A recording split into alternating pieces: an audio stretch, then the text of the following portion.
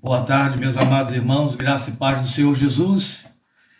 Muito bem-vindos, muito bom tê-los aqui nesta companhia que me fazem ao longo de todos estes dias. E hoje temos uma palavra especial para compartilhar, toda ela é especial, é evidente. Mas quando a gente fala especial, a gente se refere àquela que a gente sente que o coração de Deus está tendo urgência de trazê-la para a realidade da igreja. É evidente que sabemos que muito poucos a alcançam, muito poucos a pretendem. São palavras que nos desafiam, as pessoas preferem investir naquele tipo de palavra que lhes dá ufanismo, que os faz acreditar naquilo que não é a proposta de Deus. Mas o Evangelho trata conosco para nos levar àquela transformação pretendida até chegarmos à estatura do Filho de Deus. Então, tudo aquilo de que se pode servir esse Evangelho para tornar isso facultativo, para tornar isso possível, é bem-vindo. Hoje é esta palavra que temos para compartilhar com os queridos. Eu me adiantei com alguns, na suposição de que poderiam ter algum tipo de impedimento de ouvir a palavra, então enviei a síntese desta meditação desta tarde, para que, em caso de perderem a oportunidade de ouvi-la, pudessem pelo menos fazer a leitura da síntese. Quem dera, e Deus queira, que pelo menos a leitura da síntese eles consigam fazer, isso já vai ajudar muito. Mas nós queremos que os irmãos acompanhem conosco a palavra que Deus pôs no nosso coração para esta tarde, ainda em Lucas, não é? Evangelho de Lucas, capítulo 6, versículos 12 a 49, leremos, oraremos, e você verá que esta palavra de hoje, ela tem tudo a ver com o que estamos fazendo às quartas-feiras. Você verá, por exemplo, que na próxima quarta-feira, quando estivermos considerando Efésios, parte 17, que é a argumentação em cima do capítulo 2, versículo 10 de Efésios, você vai ver que tem tudo a ver com a palavra de hoje, como se a palavra de hoje funcionasse como ou uma introdução ao que vamos considerar semana que vem, ou o que vamos considerar semana que vem, nos mostra como é que Deus está processando isso que Ele nos propõe hoje. Você leu aí na nossa página, ou pelo menos na divulgação que fizemos, e agora está vendo, não está aí na página porque eu não coloquei, mas divulgamos antes, que o tema de hoje é o que Ele pretende para mim. Confesso que, à luz do próprio texto, o tema deveria ser enfaticamente o que Ele pretende de mim. Mas, por isso confesso, troquei propositalmente a preposição. Se eu coloco o que Ele pretende de mim, o nível de atenção cai acentuadamente, porque as pessoas estão muito preocupadas no que Deus pode fazer por elas. Daí a gente ter colocado o que Ele pretende para mim, porque de certa forma a preposição vai atender também, ainda que não na mesma intensidade em que se fosse usada a outra preposição, o que Deus pretende de mim. Fiquemos com o que Ele, Deus, pretende para mim. O que Ele pretende para mim e para você, nesta vida, razão pela qual nos salvou em Cristo Jesus. É a leitura que faremos aqui em Lucas 6, a partir do versículo 12. Eu sei que é um texto longo, e aí, como eu não poderei estar voltando com detalhe aos textos, aos trechos que eu vou ter de discutir, eu peço que você mantenha a sua Bíblia aberta, com muita atenção, de maneira que quando eu citar aquelas partes, você olha, ao mesmo tempo que ouve, olha aquele trecho, para que você possa perceber que se trata de uma exposição textual, e aí o texto estará sendo esclarecido. Então a nossa leitura em Lucas 6, de 12 a 49, começa dizendo: num daqueles dias, Jesus saiu para o monte a fim de orar e passou a noite orando a Deus.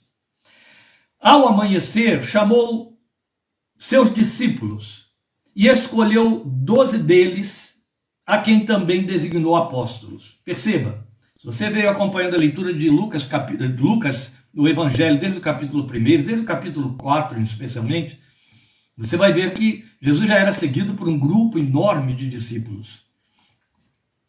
E num dado momento ele reúne aquele grupo, e depois de ter passado uma noite em oração, dentre todos ele escolhe 12, nominalmente.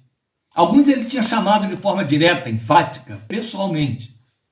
Segue-me, segue-me, segue-me. Mas esse apelo de Jesus, segue-me, fazia daquele a quem o apelo foi dirigido, um seguidor. É diferente do que acontece agora.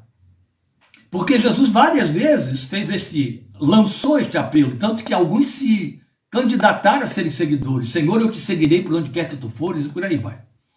Agora isso muda. Jesus seleciona 12 e os chama de apóstolos, ou seja, enviados. A situação muda. De seguidor a um seguidor enviado. E aí eu quero lhe dizer, antes de continuar a leitura, que esta é a categoria que alcança a mim e a você. Assim como o Pai me enviou, eu também vos envio, e é como ele encerra o seu ministério terreno antes de ser assunto aos céus. Vão por todo o mundo e preguem o evangelho, façam discípulos de todas as nações. Nós estamos entre esses. A escolha dos 12 nos alcança. Continuando, pois, a leitura, o texto diz, a partir do versículo 14, dando os nomes dos 12 escolhidos. Simão, a quem deu o nome de Pedro, seu irmão André, Tiago, João, Filipe, Bartolomeu, que também pode ser chamado de Natanael, Mateus, Tomé, Tiago, filho de Alfeu, Simão, chamado Zelote, outro Simão, Judas, filho de Tiago, e Judas Iscariotes, que veio a ser o traidor. Jesus desceu com eles e parou num lugar plano. Estavam ali muitos dos seus discípulos e uma imensa multidão procedente de toda a Judéia, de Jerusalém e do litoral de Tiro e de Sidom, que vieram para ouvi-lo e serem curados de suas doenças. Os que eram perturbados por espíritos imundos ficaram curados, e todos procuravam tocar nele, porque dele saía poder que curava todos. Olhando para os seus discípulos, ele disse: Bem-aventurados vocês, os pobres, pois a vocês pertence o reino de Deus. Bem-aventurados vocês que agora têm fome, pois serão satisfeitos. Bem-aventurados vocês que agora choram, pois haverão de rir. Bem-aventurados serão vocês quando os odiarem, expulsarem e insultarem e eliminarem o nome de vocês como sendo mau, por causa do Filho do Homem. Regozijem-se nesse dia e saltem de alegria, porque grande é a sua recompensa no céu. Pois assim os antepassados deles trataram os profetas. Mas ai de vocês, os ricos, pois já receberam sua consolação. Ai de vocês que agora têm fartura, porque passaram fome. Ai de vocês que agora riem, pois haverão de se lamentar e chorar. Ai de vocês quando todos falarem bem de vocês, pois assim os antepassados deles trataram os falsos profetas. Mas eu digo a vocês que estão me ouvindo: amem os seus inimigos, façam o bem aos que os odeiam, abençoem os que os amaldiçoam, orem por aqueles que os tratam mal, que os maltratam. Se alguém lhe bater numa face, ofereça-lhe também a outra. Se alguém lhe tirar a capa, não impeça de tirar-lhe a túnica. Dê a todo aquele que lhe pedir, e se alguém tirar o que pertence a você, não lhe exija que o devolva. Como vocês querem que os outros lhes façam, façam também vocês a eles. Que mérito vocês terão se amarem aos que os amam? Até os pecadores amam os que os amam. E que mérito terão se fizerem o bem àqueles que são bons para com vocês? Até os pecadores agem assim. E que mérito terão se emprestarem a pessoas de quem esperam devolução? Até os pecadores emprestam a pecadores, esperando receber devolução integral. Amem, porém, os seus inimigos, façam-lhes o bem e emprestem a eles, sem esperar receber nada de volta. Então a recompensa que terão será grande, vocês serão filhos do Altíssimo, porque ele é bondoso para com os ingratos e maus. Sejam misericordiosos, assim como o Pai de vocês é misericordioso. Não julguem e vocês não serão julgados. Não condenem e não serão condenados. Perdoem e serão perdoados. Deem e lhes será dado. Uma boa medida, calcada, sacudida e transbordante será dada a vocês, pois a medida que usarem também será usada para medir vocês. Jesus fez também a seguinte comparação: pode um cego guiar outro cego? Não cairão os dois no buraco? O discípulo não está acima do seu mestre, mas todo aquele que for bem preparado será como seu mestre. Por que você repara no cisco que está no olho do seu irmão e não se dá conta da viga que está em seu próprio olho? Como você pode dizer ao seu irmão: irmão, deixe-me tirar o cisco do seu olho, se você mesmo não consegue ver a viga que está em seu próprio olho? Hipócrita, tire primeiro a viga do seu olho, e então você verá claramente para tirar o cisco do olho do seu irmão. Nenhuma árvore boa dá fruto ruim, nenhuma árvore ruim dá fruto bom. Toda árvore é reconhecida por seus frutos. Ninguém colhe figos de espinheiros, nem uvas de ervas daninhas ou de abrolhos. O homem bom tira coisas boas do bom tesouro que está em seu coração, e o homem mau tira coisas más do mal que está em seu coração, porque a sua boca fala do que está cheio o coração. Porque vocês me chamam Senhor, Senhor, e não fazem o que eu digo? Eu lhes mostrarei com quem se compara aquele que vem a mim, ouve as minhas palavras e as pratica. É como um homem que, ao construir uma casa, cavou fundo e colocou os alicerces na rocha. Quando veio a inundação, a torrente deu contra aquela casa, mas não a conseguiu abalar, porque estava bem construída. Mas aquele que ouve as minhas palavras e não as pratica, é como um homem que construiu uma casa sobre o chão sem alicerces. No momento em que a torrente deu contra aquela casa, ela caiu e a sua destruição foi completa. Vamos falar com Deus. Bendito é o teu santo nome, bendito é o teu nome pela tua palavra, e bendito é o teu nome, Senhor Jesus Cristo, pelo ensino que tu, como mestre, trazes ao coração da igreja.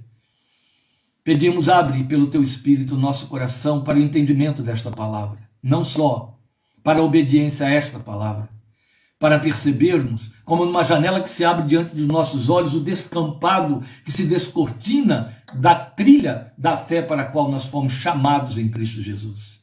Porque temos aprendido, crido, visto, sabido que só cremos em Jesus o Senhor, porque tu nos chamaste a crer.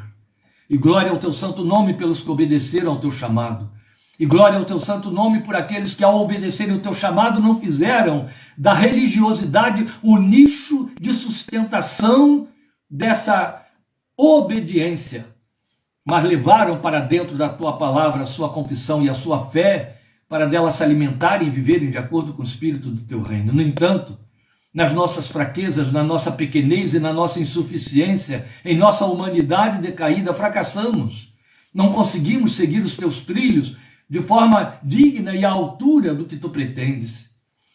Por isso te rogamos, ensina-nos hoje, meu Deus, os trilhos da obediência, para cumprirmos aquilo que é o propósito para o qual nos chamaste a fé em Cristo Jesus, e serve-te desta palavra para trazer ao nosso coração quebrantamento e abertura, comprometimento e desejo de atender ao teu sonho e propósito, porque tu sonhas conosco, tu pretendes a nosso respeito, tu nos desejaste e planejaste antes da fundação do mundo, com um propósito que não pode se desperdiçar em nossos descuidos e devaneios. Por isso te rogamos, ensina-nos e fala conosco, em nome do Senhor Jesus. Amém. Amém, meus queridos. Você acabou de ler o texto que nos inspira a pretender esse tema. O que ele pretende para mim? O que ele pretende para você? Sabe, eu disse que mudei o pronome, a preposição, perdão, de de a para que isso não criasse já de imediato uma barreira, uma defesa, até inconsciente, a respeito da palavra a ser ministrada, porque nós nos permitimos e fomos induzidos a isso por púlpitos incautos, a entender que quando fomos chamados ao Evangelho, nós demos um ponto de partida para termos acesso ao balcão de uma grande loja de bênçãos e benesses, onde o balconista é Deus. E algumas pessoas se sentem com direitos de serem abençoadas, e abençoadas no sentido daquilo que pretendem a respeito da vida, querendo usar a magia da fé. O Evangelho, no entanto, tem proposta muito, muito, muito mais elevada. Tão acima destas coisas que nem sequer pareia nelas. E são propósitos eternos. Deus nos pretendeu, a cada um de nós, para dentro da nossa geração, nos chamou à existência, para cumprir seu grande sonho de construir um povo zeloso de boas obras. E o grande trunfo, bênção, privilégio que nos foi dado foi de sermos incluídos dentro deste chamado e alcançarmos a graça abençoada de crermos em Cristo Jesus, o Senhor, fruto da graça. Consideramos quarta-feira, para os que estão tendo o zelo e a fidelidade de acompanhar os estudos em Efésios, as minutas da fé. E o que eu quero mostrar a você dentro desse discurso, que é bom que a gente já esclareça aqui, é Lucas fazendo um resumo muito sucinto do Sermão da Montanha, em que Mateus se ocupou descrevendo e ocupando 3 capítulos inteiros do seu evangelho. Jesus está no mesmo lugar. Lucas seleciona as máximas que convêm à proposta do seu registro do evangelho de Jesus. Então você vai ver que ele resume tanto, por exemplo, o Sermão da Montanha nas bem-aventuranças. Você encontra minimamente 7 bem-aventuranças em Mateus, e aqui ele cita só 4. Mas você vai perceber também que as 4 abarcam as outras 3 que faltam. Então há um zelo, um cuidado da parte de Lucas para fazer o registro da forma mais sucinta e mais sábia que possamos considerar e que bastam para a nossa fé. E tudo começa com o chamado dos 12. A igreja está representada aqui, e num retrato perfeito, a partir da escolha que o Senhor fez desses 12. A gente costuma dizer que os 12 representam a igreja embrionária, o embrião da igreja de todos os séculos, que nos alcança, que chega até nós. E é fato. Eu não quero focar neles, não é esse propósito, tanto que fizemos a leitura longa do texto, desculpem, e de um texto longo, claro. Mas, na verdade, o que eu quero fazer é trabalhar com a referência e o tipo de crentes que, por meio dessa escolha, o Senhor pretende de nós. Grave isso que eu estou acabando de compartilhar com você. Neles, e no que ele pretende e fala para eles, está exatamente a proposta que ele faz para mim e para você. O tipo de crente que ele pretende de cada um de nós, por meio do quê? Por meio dessa vontade, fez a sua escolha a nosso respeito. Então veja aqui. Primeiro eu quero lembrar, antes de mais nada, que esses 12 prefiguram o que Paulo mostrou ser, de forma generalizada, a característica de todos os escolhidos. Aqui está, neles, representada a característica basal. Mas a característica de todos os escolhidos, onde nós estamos diretamente incluídos, foi descrita por Paulo na carta aos Coríntios, a primeira carta, capítulo 1, eu vou ler para você os versículos 26 a 29. Quando Paulo escreve aos Coríntios dizendo que esta é a característica dos que são chamados, nenhum de nós pode ficar de fora disso, senão quem chamou foi outro.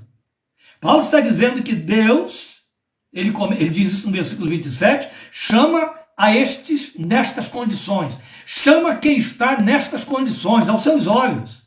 Aos olhos de Deus, nós precisamos ser incluídos aqui, nos vermos aqui.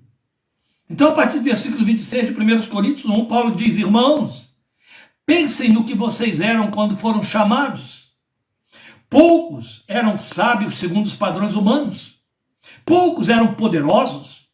Poucos eram de nobre nascimento. Mas Deus escolheu o que para o mundo é loucura para envergonhar os sábios. Somos nós, os loucos. Escolheu o que para o mundo é fraqueza para envergonhar o que é forte. Somos nós, os fracos. Ele escolheu o que para o mundo é insignificante. Estamos aqui. Desprezado. Olha eu aqui. O que nada é, este sou eu. Para reduzir a nada o que é, a fim de que ninguém se vanglorie diante dele. Não seria diferente com os 12. Não foi diferente com os 12, eles estão dentro dessas categorias. E jamais é diferente com quem quer que seja, no planeta Terra, em qualquer geração, em qualquer sistema social e em qualquer nível social que não tenha estas características basais na sua estrutura personal. Percebe? O texto não está dizendo que ele nos tornou fracos, insignificantes, nos tornou loucos. Não, o texto está dizendo que ele nos escolheu porque esta era a nossa condição. E fomos chamados assim. E aí estão eles. Lemos o nome dos 12. Aí você tem um Pedro pusilânime, um Tomé claudicante na fé, a quem Jesus até deu o título de incrédulo, lembram disso? Um Filipe tardio para entender. Estou há tanto tempo convosco que não tendes entendido, não tendes conhecido quem eu sou, Filipe. Jesus disse para ele. Um Natanael, ou Bartolomeu, ou outro nome dele, desconfiado, pode vir alguma coisa boa de Nazaré? O Mateus, que era pária. Ele era um dos cobradores de impostos. odiado pelo povo de Israel, visto como o esquerdista, na verdade o direitista, porque ele estava a favor do império, o direitista inimigo do povo, pária, cobrador de impostos. Um outro Simão, provavelmente faccioso, fazia parte da seita dos zelotes.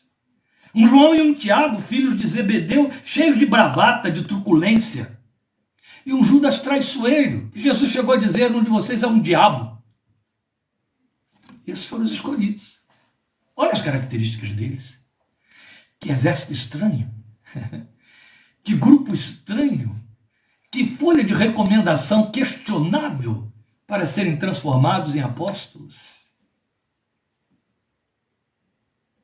Alguns até ficaram incógnitos, nos nomes nem aparecem, mas ainda esses estão entre os que fugiram durante a condenação do Senhor. Então não sobrou ninguém. A gente não tem que se mirar nem se fiar em qualquer deles. Algo deles, senão de cada um deles, nós trazemos conosco.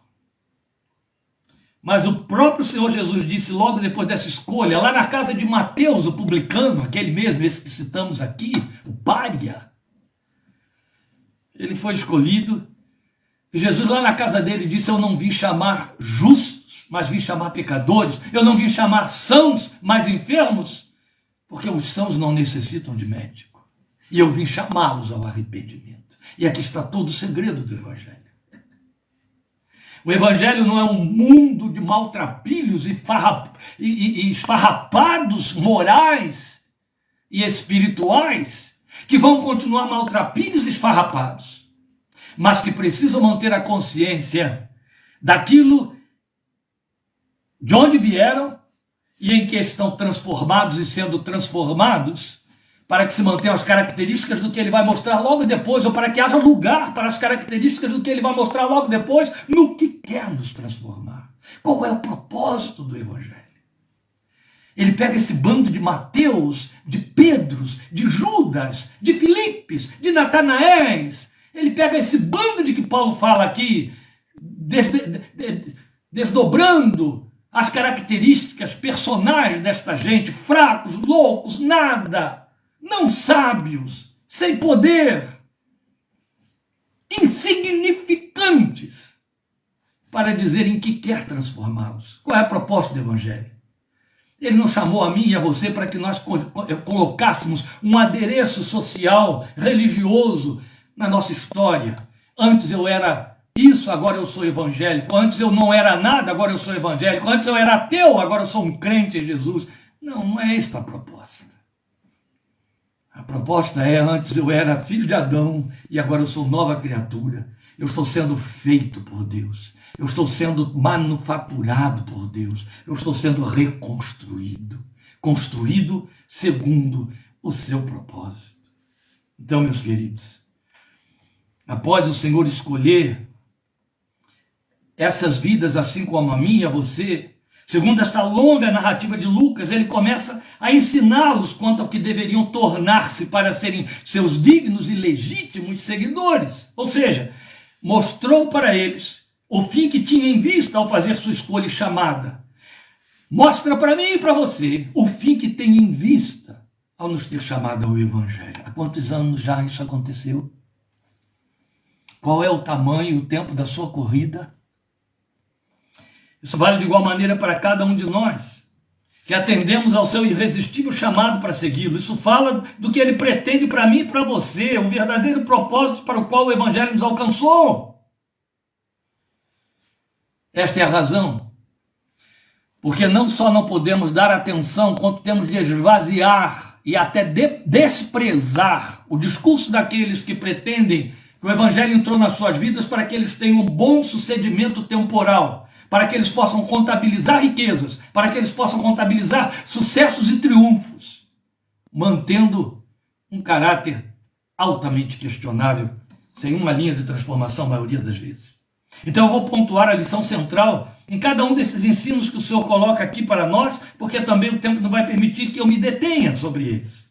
Mas veja, a primeira coisa que Lucas vai mostrar no discurso de Jesus, é melhor dizendo então, a primeira coisa que Jesus mostra, dentro da síntese que Lucas faz, resumindo as bem-aventuranças no Sermão do Monte, é o que você tem aí dos versículos 20 a 26. Olhando para os seus discípulos, ele disse, e aí ele começa a delinear características, dizendo, vocês são isso, viu? Vocês são isso. Ou seja, preservem isso que eu estou pondo aí dentro de vocês. Amém? Então Lucas resume em 4 características. No versículo 20 ele diz, bem-aventurados vocês os pobres. Aí temos de fazer uma correlação com Mateus para poder entender de que pobreza ele está falando, e ele está dizendo pobres de espírito. Mateus explicou isso para nós. Então, vamos observar isso aqui. Veja, ele pontua nestas 4 características que temos, as marcas da simplicidade na qual seu reino e o caráter de seu reino investem. E eu estou grifando a palavra simplicidade. A característica nuclear de um discípulo do Senhor é a simplicidade genuína, não forjada, não aquela que é feita em cima de estereótipos, não aquela que é feita a partir do momento em que eu troco um vestuário para poder dizer que eu sou uma pessoa mais simples. Não. É genuína. A simplicidade tem a ver com uma nova natureza. A natureza que nos foi dada é a natureza de simples. Sede simples como as pombas. Transformei vocês em pombas. Então sejam simples como elas são. Sejam simples como as pombas. Sejam, é isso que ele está dizendo. Deixem extravasar a simplicidade que eu introjetei dentro de vocês, pelo Espírito que em nós habita. Então é onde se perde a maioria de nós. E até sob incontáveis subterfúgios de desculpa ou de explicação. Ele nos chamou a simplicidade. E Lucas vai pontuar, então, aqui para nós, os parâmetros da simplicidade que estão assinalados aqui por ele. Eu estou frisando, eu disse que eu frisei a palavra simplicidade, meus irmãos, porque também acabei de dizer que é onde tropeça a maioria de nós, os crentes, especialmente aqueles que de alguma forma se deixaram seduzir pelo veneno da teologia da prosperidade, que colocou dentro deles os fogos de uma ufania e de um triunfo e de realizações. Ouvimos nesta área da parte dos popstar da fé evangélica e de outros mais, colocações imperdoáveis. Aliás, não há condição de você considerar e fazer um pareamento entre simplicidade e as pedras preciosas de que se revestem aqueles que se dizem autoridades espirituais. Com que, para poder mostrar que são abençoados, se revelam bem-sucedidos com aparatos e coisas semelhantes. Simplicidade é tão interna que ela não tem como ser camuflada pelo lado de fora, de jeito nenhum. Então os parâmetros da simplicidade são assinalados aqui por ele: pobres de espírito, famintos, chorosos, os rejeitados ou incompreendidos. E eu começo por pobres de espírito. Pobres de espírito vai significar minimamente indiferentes aos direitos que o homem do mundo reivindica. É humilde. Outra versão diz humildes de espírito. Humilde é humilde. Jesus nos chamou para sermos humildes e ele disse isso. Aprendam de mim que sou manso e humilde de coração. E olha, eu quero lhe dizer uma coisa: se existe uma coisa que o ser humano, um compromisso que o ser humano não quer ter, é humildade. Só o Evangelho propõe isso, por isso as pessoas não querem nada com o Evangelho. Imagine, quando eu tenho aí todos os coachings, quando eu tenho aí todos os profissionais da psicologia procurando fazer com que as pessoas se projetem, se superem, vão além. Eu entro com o Evangelho que diga: esvazie-se, seja simples, humilde. Humilde. Ah, pastor, ser humilde não significa que eu vou viver como um capacho, pequenininho, sem sonhos e etc. Olha, presta atenção. Isso é agredir a inteligência das pessoas que pensam. Pensar dessa maneira. Pretender que se dizer humilde de espírito tenha essa configuração. Em hipótese alguma. Humilde de espírito, ele vai estar dentro do espírito do salmista que diz: não pretendi coisas elevadas demais para mim. Antes fiz calar e sossegar a minha alma. Alma que é a pujança. É provável que Lucas não tenha citado os mansos, porque eles estejam incluídos aqui nos humildes de espírito, nos pobres de espírito, os mansos que herdarão a terra. Depois ele vai falar dos famintos. Mateus nos explica que é famintos de justiça, da justiça, e não da cobiça dos bens e conquistas deste mundo. Não é fome devoradora de prevalecer neste mundo. É fome de justiça. E justiça na palavra de Deus não significa a justiça dos tribunais. A justiça na palavra de Deus significa retidão, significa estar do lado de Deus, pensar de acordo com Deus, conforme o coração de Deus, aprovado por Deus.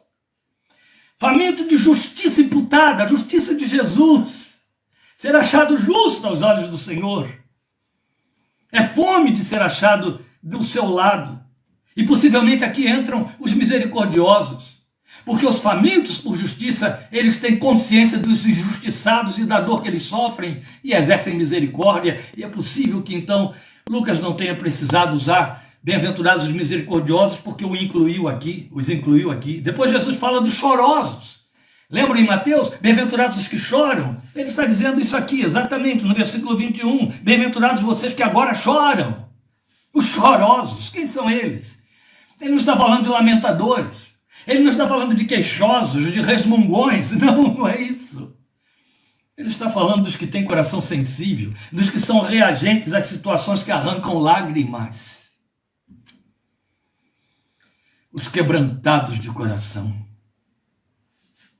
Lembram que nós consideramos que somos herdeiros da grande unção, aquela vista em Isaías 61, que o Senhor falou na abertura do seu ministério, lá dentro da sinagoga, quando ele disse: o Espírito do Senhor Deus está sobre mim, pelo que me ungiu para pregar boas novas aos quebrantados de coração. Bem-aventurados, felizes, avante, que seria a tradução mais exata da palavra bem-aventurados. Avante vocês que choram, que são quebrantados de coração. Vocês vão ter consolo. Possivelmente, então, aqui estejam incluídos os pacificadores, e aí Lucas dispensou esta referência feita por Mateus. Porque chorosos, quebrantados de coração, são pacificadores. São vidas que têm consolo a oferecer, acolhimento, entende? Acolhimento, acolhem. São sensíveis à dor alheia. Não ficam indiferentes a ela. Não estou falando daqueles que realizam ações sociais de beneméritos e etc. Não estou falando, porque isso aí não precisa ser crente para fazer. Basta ter consciência de comunidade. Então, não estou falando aqui dos que exercem a misericórdia no sentido de fazer socorro social. Eu estou falando daquele que tem sensibilidade para ver o choro de quem chora, entender o gemido de quem geme, porque sabe o que significa ter uma alma dolorida. Sabe, as vidas muito consoladas pelos bens deste mundo dificilmente são quebrantadas e sensíveis à dor alheia. Dificilmente. Estão entretidas demais com sua própria consolação. Depois ele fala que nos chamou para sermos os rejeitados, os incompreendidos, que é como eu estou traduzindo isso aqui, perseguidos por causa dele, por sua humanidade diferenciada. Quando você ouve a palavra perseguição, e oriunda de um evangelho que, por sua vez, é oriundo de um tempo de perseguição em que espada comia solta para matar os que pronunciavam o nome de Jesus, você só pensa em perseguição sob essa ótica. Você pensa em violência, você pensa em perseguição religiosa, no sentido de portas que se fecham, preconceito, isso também está incluído. Mas a perseguição é muito mais ampla, envolve muito mais do que isso. A perseguição tem a ver com a depreciação, com a diminuição, com o fato de a pessoa não lhe dar crédito ou atenção porque você crê neste livro, porque você é adorador do Cristo invisível, porque você quer obedecer àquele com quem ninguém quer nada. E para obedecer você está indo na contramão, vive na contramão, não participa e não atende a determinados convites e passa-se por antissocial e antipático a nível de parentes, amigos e etc. Isso são formas de serem incompreendidos e perseguidos, e ele disse isso. É por causa da sua humanidade diferenciada, por isso que ele falou filho do homem, ele usou esse título aqui agora, por causa do filho do homem, porque é como ele revela a sua humanidade diferenciada, constitui a simplicidade que a nova natureza traz, meus queridos. É isso. Depois ele vai falar do fato de que fomos escolhidos para exercer misericórdia, agora de forma pontual, está aí nos versículos 27 a 36. É o trecho em que você tem as antíteses com que ele trabalha, uma série de atitudes antitéticas que se resumem numa palavra só: vivam desarmados. Foi o que você leu aí. Algumas dessas colocações viraram xistes populares. Ofereça a outra face a quem bater numa. Empreste e não peça de volta. Então isso aí acabou virando achincalhamento, piadinhas de mau gosto dos rebeldes, dos impiedosos, dos que não têm temor de Deus, dos que não honram as leis do reino, exaradas na palavra de Deus e saídas da boca de Jesus. Mas na verdade, o resumo de tudo isso que você tem aqui, quando ele diz: ama o seu inimigo, empresta a quem te pede, dá a túnica a quem te pediu a capa, ama a quem te odeia, ore por ele, faça bem a quem lhe faça mal, perdoa para que você seja perdoado. O resumo disso que está aqui é exercer misericórdia. E aí nós estamos dizendo, são atitudes antitéticas, mas o resumo delas seria: vivam desarmados. E eu quero até ser bastante literal nesta colocação: vivam desarmados, que por sua vez também significa desprendidos e desprevenidos. Ora, é evidente que é uma decorrência. Se eu já estou investido daqueles valores de que ele falou, pacificador, manso, misericordioso, aquele que chora, aquele que tem fome e sede de justiça, isso aqui vai fluir de forma mais natural. Porque o humilde de espírito, o pobre de espírito, ele está desprovido, ele está desprendido. É a capacidade de olhar o outro como foi visto por Deus. Ele chama atenção para isso aqui no versículo 35, eu vou ler de novo: amem, porém, os seus inimigos, façam-lhes o bem e emprestem a eles sem esperar nada de volta. Então a recompensa que terão será grande e vocês serão filhos do Altíssimo, porque ele é bondoso para com os ingratos e maus. O que Jesus está, em outras palavras, dizendo é: lembre-se que ele foi bondoso com você, ingrato e mau nos seus caminhos de perdição. Então ele está dizendo apenas isto: tenha este olhar sobre o outro, veja o outro como você sabe que está sendo visto por Deus. E aqui nós estamos vendo o Senhor levantar uma barreira de resistência, de defesa, de proteção das nossas tendências. Pelo fato de sermos abençoados, de termos sido escolhidos, de conhecermos a sua palavra, de termos a liberdade que, não esqueça, outros não têm, você tem, porque o Espírito de Deus colocou dentro de você a capacidade de crer nesta palavra, de adorá-lo, de sentar num banco de um culto e cultuar o seu nome. Lembre, houve um tempo que você não fazia nada disso. Nossos amigos, nossos parentes detestam as ideias pura e simples de participar de um culto. Isso é leve para você, isso é atraente a você. E aí o fato de que nos aconteceram essas rupturas que nos libertaram, que nos trouxeram empatia e afinidades com as revelações e as coisas do reino e da graça, a gente acaba pretendendo que tenha algum mérito e se tornou abençoadinho, especialmente porque está numa posição muito diferenciada dos que não estão vivendo estas bênçãos. E não é verdade. E aqui está o Senhor dizendo: alto lá, lembre de quem você é. Lembre-se de qual é a sua verdadeira natureza. Lembre-se de onde você veio. Lembre-se de que o Pai te olha com esse olhar de misericórdia. Então, olhe o outro com esse olhar de misericórdia. O que nós estamos dizendo aqui é que fomos escolhidos para exercer misericórdia. Depois ele vai nos mostrar que nós fomos escolhidos para ser verdadeiros. Isso é o que você encontra nos versículos 43 a 45, como são só 3 versículos, eu vou ler. Nenhuma árvore boa dá fruto ruim, nenhuma árvore ruim dá fruto bom. Toda árvore é reconhecida por seus frutos. Ninguém colhe figos de espinheiros, nem uvas de ervas daninhas.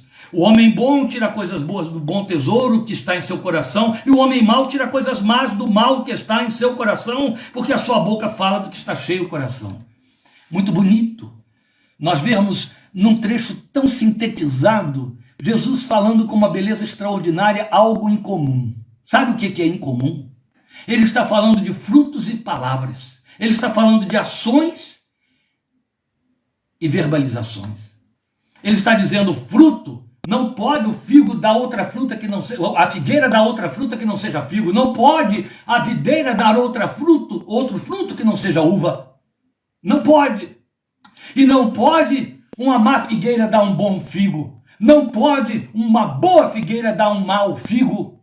Entende? Aí ele vai fazer um arranjo completo disso aí, dizendo: o homem bom tira coisas boas do bom tesouro do seu coração, para dizer que quando ele fala, pela boca sai aquilo de que o seu coração está cheio.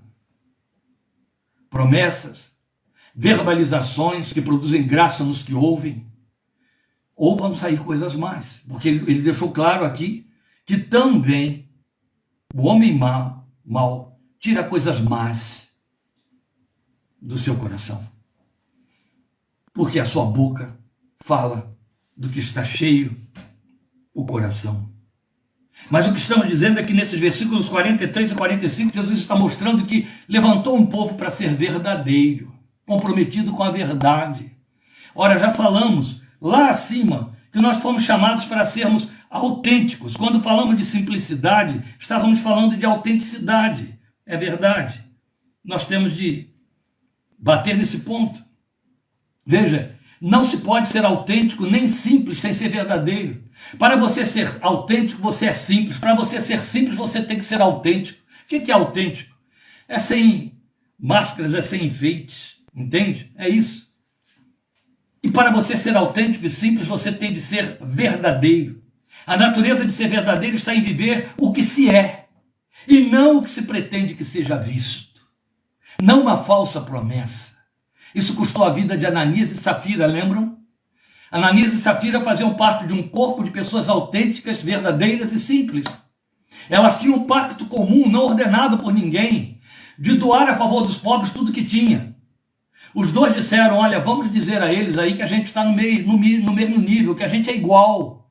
Nós temos propriedade. Vamos vender a propriedade. Eles vão saber, eles venderam. Aí eles vão dizer: eles vão doar como todos estão doando. E vamos doar, mas vamos doar só uma parte. Deixa eles pensarem que vendemos a propriedade por aquele valor e que estamos doando tudo como os outros estão fazendo. Nós não somos bobos. Imagine, já estamos velhos. Temos que garantir aí alguma coisa para a nossa aposentadoria. Estou sentando pau em Ananias e Safira, mas eu conheço um bocado de gente que tem outro nome, mas cabe aqui direitinho em Ananias e Safira. E crentes, viu? E aí, o que é que ele está dizendo? É que o Senhor chega e diz assim: olha só, usa Pedro para dizer: vocês venderam por isso a propriedade? Foi, então você vai morrer. Para você aprender a ser verdadeiro, a não usar de trapaça, tapeia, engano, bastava você não dar nada. Ninguém mandou dar nada. Agora não venha enganar, não venha dizer que você é uma coisa quando você é outra. Jesus já disse isso. Quem escandaliza um dos pequenos irmãos, melhor seria que se lhe amarrasse uma pedra de moinho no pescoço e ele fosse atirado no fundo de um rio. É uma expressão pesada e dura do Senhor para dizer: olha, eu chamo isso de hipócrita e de fariseu, e fariseu hipócrita é quando ele junta os dois termos para falar daquilo que seu espírito repugna, que lhe dá repulsa. A falsa aparência, entende? Um discurso com atitude completamente diferente, ou uma atitude que não condiz com o discurso, ou que força, o discurso força uma aparência que não é verdadeira. Você não tem como mistificar a simplicidade, nem a autenticidade. Se você for autêntico e simples, será perseguido. Se você for humilde de espírito, será perseguido. Você causa incômodo, causa mal-estar, começa dentro da família. Mas você foi chamado para isso. O Evangelho entrou na sua vida para fazer essa revolução que estraga, mas que glorifica e que glorifica a Deus. Esse é o compromisso do Evangelho. Antes da mesa ser cheia de bênçãos temporais e contáveis, o coração tem de estar cheio desses frutos para mostrar que, de fato, as bênçãos procedem do mesmo lugar. Do Deus que nos chamou para sermos verdadeiros. E o compromisso de ser verdadeiro é não ter um estereótipo de simplicidade. De jeito nenhum. Não é isso. Então a natureza de ser verdadeiro é ser o que é, não o que se pretende que outros vejam. Entendeu? Ninguém é verdadeiro enquanto procura transmitir uma imagem de si que atenda à expectativa do outro. De jeito nenhum. É o chamado respeitos humanos. Não há verdade aí. Isso é dissimulação e anula a autenticidade. Não fomos chamados para isso, Deus não permite isso e ainda nos pune como filhos, se por aí enveredamos, meus queridos. O Evangelho não tem máscara. O Evangelho não tem lantejoulas e serpentes e serpentinas. Não tem. O Evangelho não tem luzes de neon. Não tem. O Evangelho transforma o ser humano em alguém despojado. Se antes ele era cheio de firulas, se antes ele era cheio de nome-toques, ele abre mão disso tudo.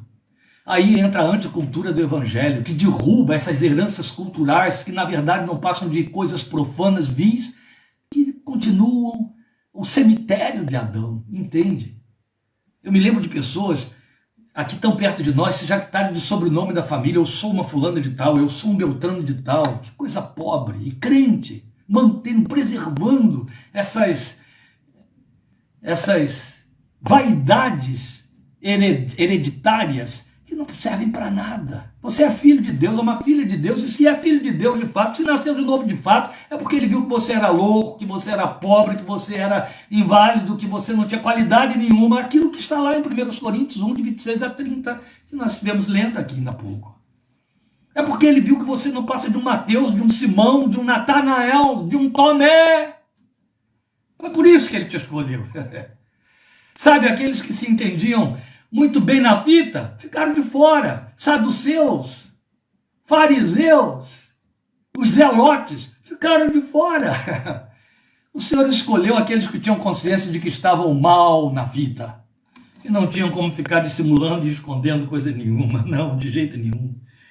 Então, nós não somos árvores de Natal, meus queridos, que encantam por causa do seu colorido e brilho a partir de enfeites artificiais, ou somos figueira que dá figo, videira que dá uva, ou árvore de Natal. Figo é produzido a partir da figueira, e só vinhas produzem uvas. E aí, a propósito, eu gostaria de colocar isso aqui, porque eu só não jogava palavras ao vento, tudo tinha didática e muito bem pensada e sábia. Ele usou como elementos metafóricos duas frutas.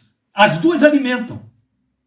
Mas veja, uma serve como remédio para cicatrizar feridas, o figo. Lembra a pasta de figo que você tem lá em Isaías para curar a ferida do rei Ezequias?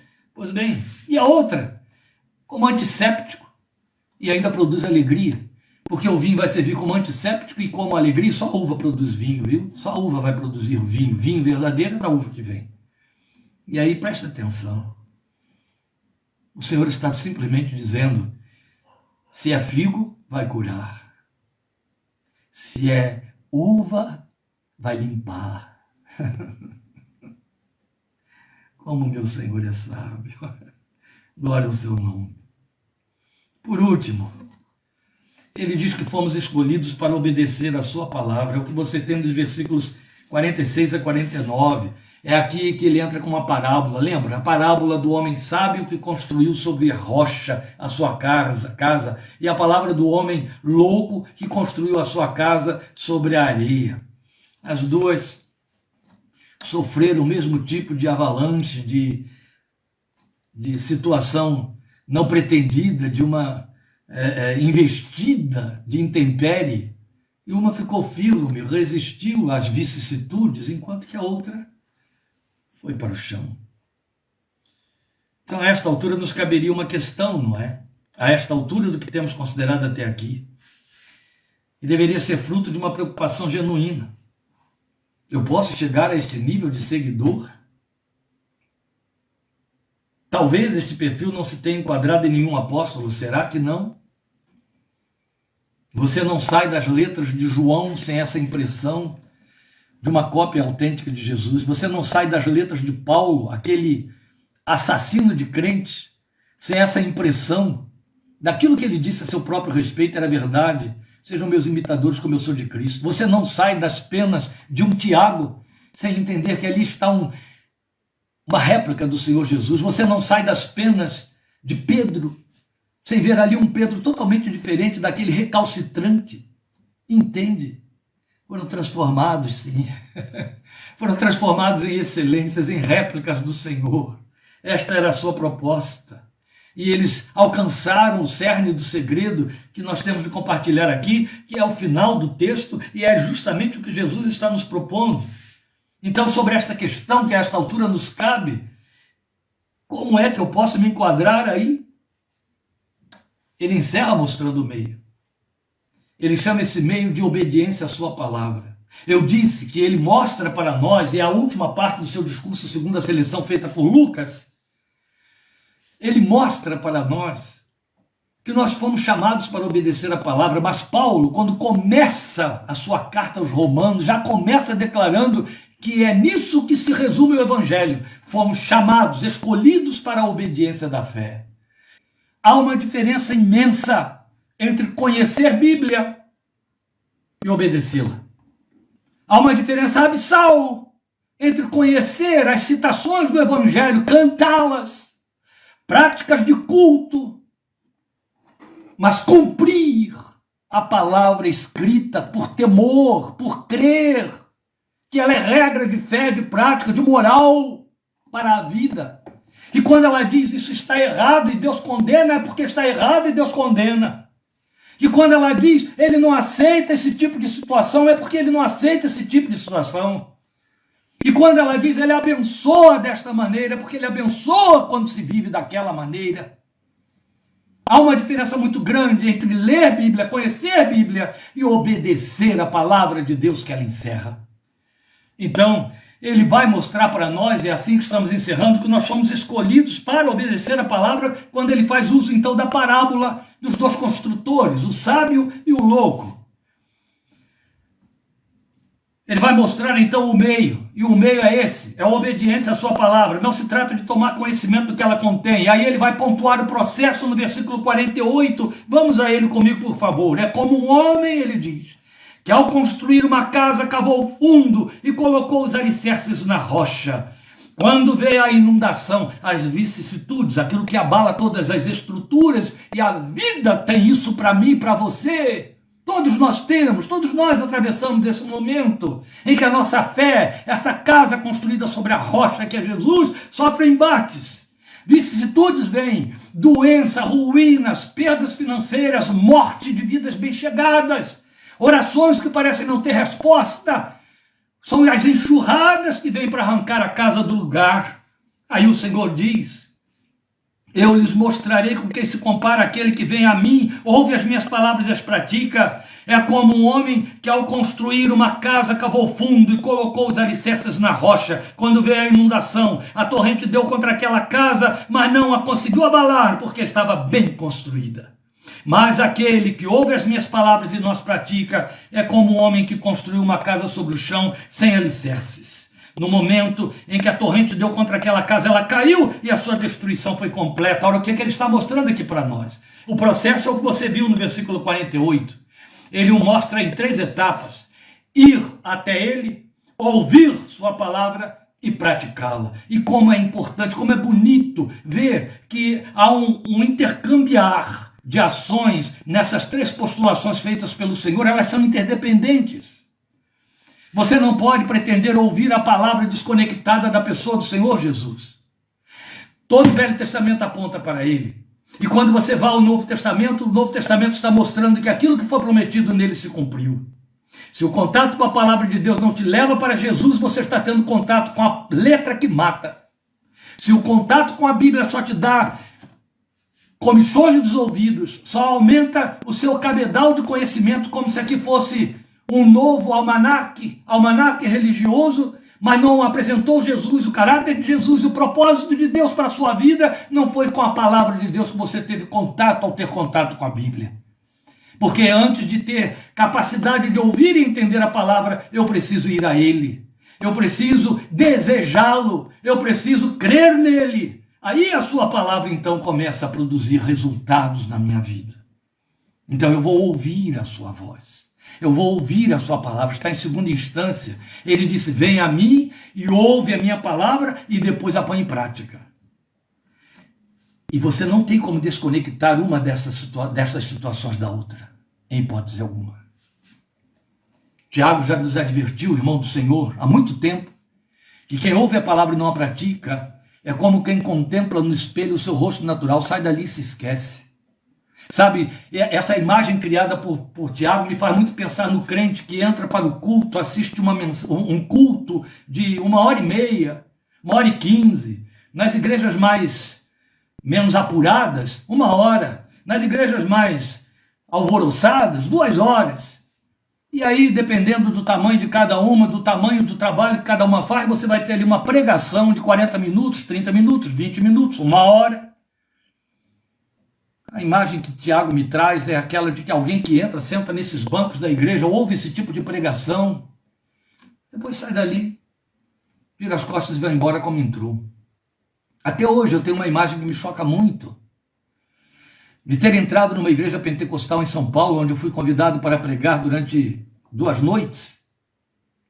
E a primeira noite eu cheguei antes do culto começar, mas já estava na hora de começar, e eu entrei então pelos fundos, né, pela porta da frente, aliás, fundo, eu estava indo para os fundos, eu entrei pela porta da frente e eu vi aquele bando de homens e mulheres ajoelhados. A primeira impressão que me passou, e era a única que cabia, imediatamente é vidas devotas, vidas que estão aqui intercedendo pelo culto, rogando, quem sabe, até por mim, o pregador da noite, para que Deus fale aos seus corações. E aí fui parado ali pelo meio do caminho, e aí começou a haver um som lá na frente, as pessoas então foram se levantando e se sentando nos bancos. Quando eu cheguei no púlpito, que já fiquei de frente para elas, já estavam todos sentadinhos, percebi nada. No dia seguinte, de manhã, já era o domingo, isso aí que eu citei foi no sábado à noite, chego na igreja da mesma maneira, vou passando pela porta de entrada e vejo aquele bando de gente que chegou antes de mim, ajoelhados, todos ajoelhados, um silêncio. Embora fosse uma igreja pentecostal, mas estava em silêncio. Eu imaginei, cada um está ali orando de forma bem contrita, cada um por si mesmo. Mas desta vez, eu fui direto para o púlpito, né? Os líderes já estavam lá, eu já fui para o púlpito e sentei. Quando eu sentei, eu fiquei de frente para o povo que estava de joelho, e foi um choque. Eu nunca mais consegui esquecer o impacto daquela imagem nefanda que eu tive. Era um bando de gente ajoelhada, e o tolo aqui entrou pensando que aquela gente estava ajoelhada para orar. Não. Algumas mulheres estavam com suas bolsas abertas e com lixa de unha, lixando a unha enquanto estavam ajoelhadas.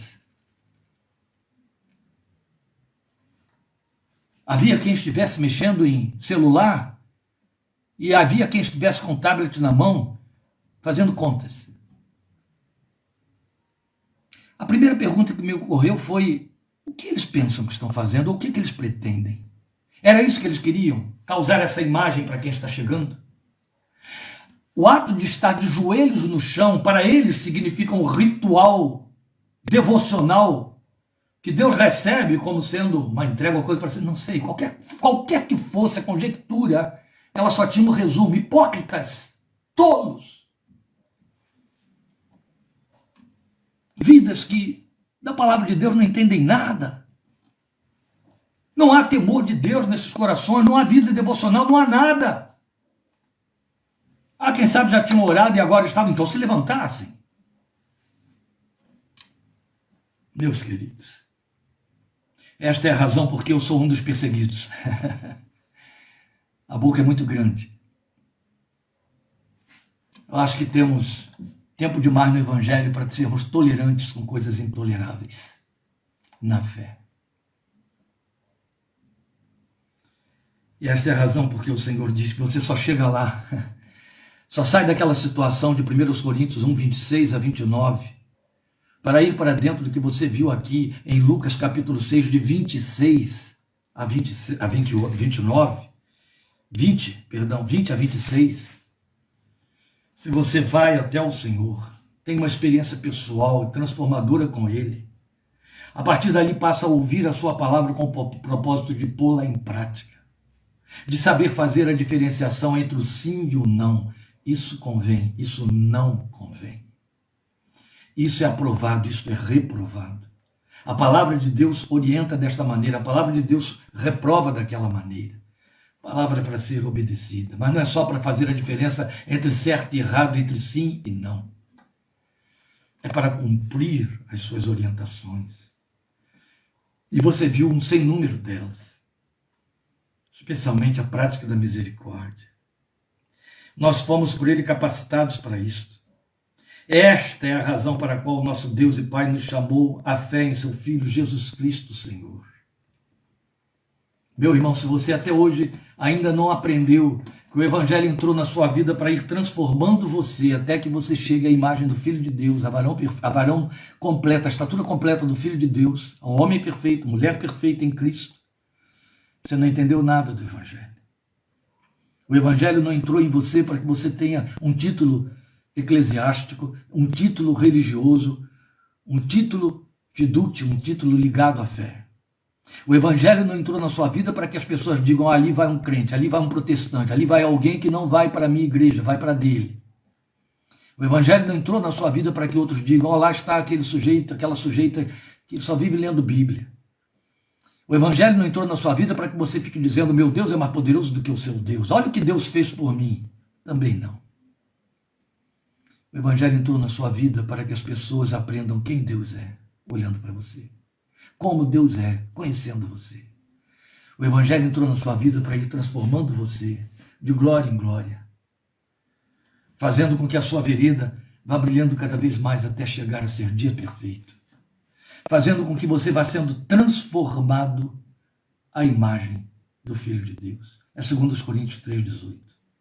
Deus te abençoe e até semana que vem, em nome do Senhor Jesus.